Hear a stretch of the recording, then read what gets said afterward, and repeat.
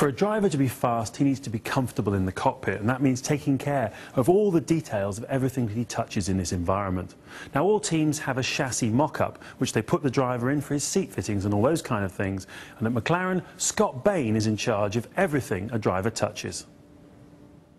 This is the mock-up that we use to basically lay out the car and to fit the drivers in prior to the first chassis actually being manufactured. We effectively replicate the whole chassis, get the drivers in, and we can do all cockpit layout and the cockpit fitting. So when you hear the drivers, I'm going in for a seat fit, this is what they actually come and have the seat fit in. The chances are chassis is not ready for them at that point. We can make changes very, very quickly, and it's very modular on this.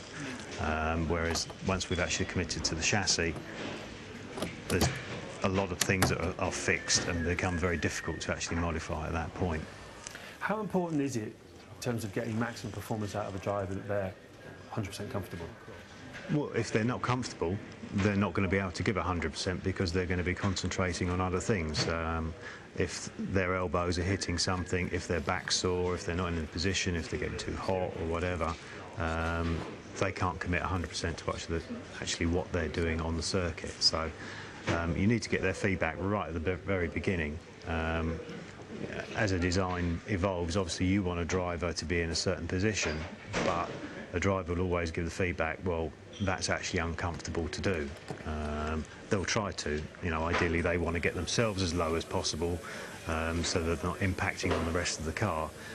But you need to do it, safely, keep them packaged well, and take their, their feedback and their criticisms right at the very beginning and make that work.